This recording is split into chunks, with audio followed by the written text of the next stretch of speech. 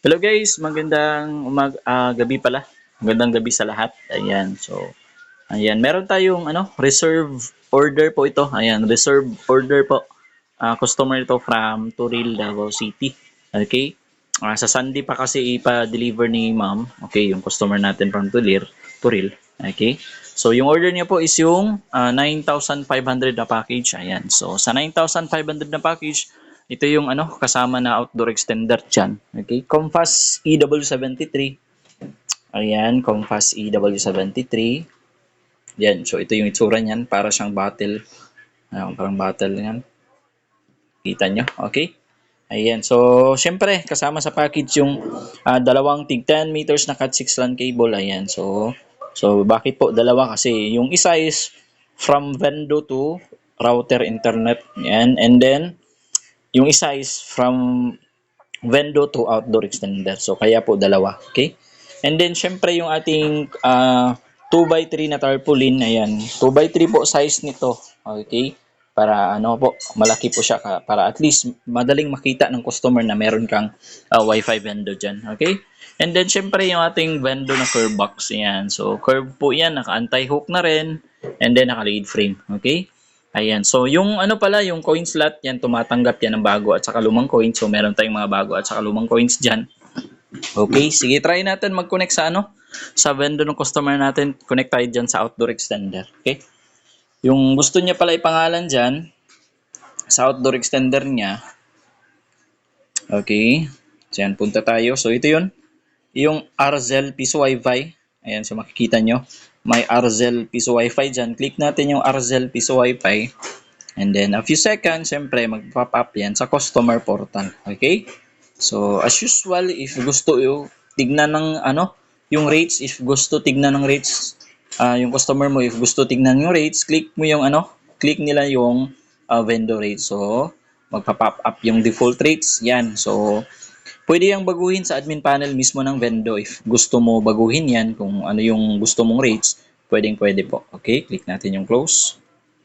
Ayan, so kapag maghulog na ng coins, click natin yung insert coin na button sa portal. Yan, meron yung color red na yan. Okay, ayan. Okay, lumabas na yung timer. Kapag lumabas yung timer, pwede ka na maghulog ng coins. Ayan, sige, hulog tayo ng 20 peso coin. Ayan. And then yung 10 peso coin na luma.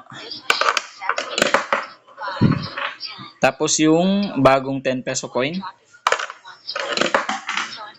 Ayan.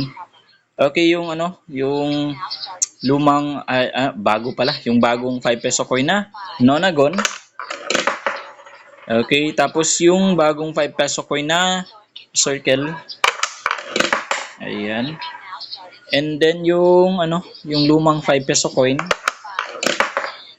Tapos last one is yung dalawang bago at saka lumang 1 peso coin. Okay? So dapat 57 yan. Ayan. Ayan. Okay, 57 meaning tama po yung pagbasa ng coin slot. Okay, click natin yung done. Kapag wala na ihulog na coins, ayan, so mostly mag-exit ito and then may magpa-pop up sa taas. Okay? So connected ka na, meaning connected ka na yan sa Vendo. So pwede ka nang mag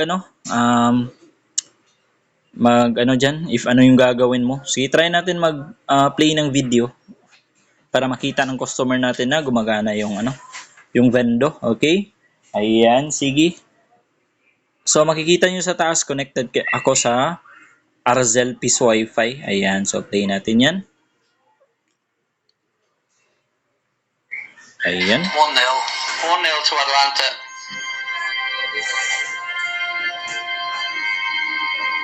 Ayan. So, kita nyo sa taas, nag-play yung yung video pala.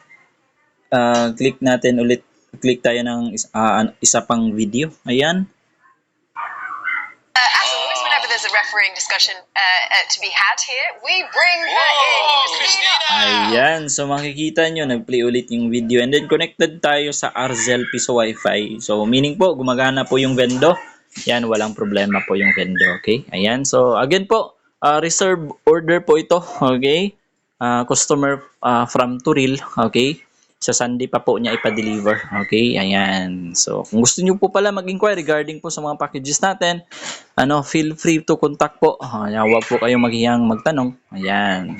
If ano yung mga complete details po sa mga packages.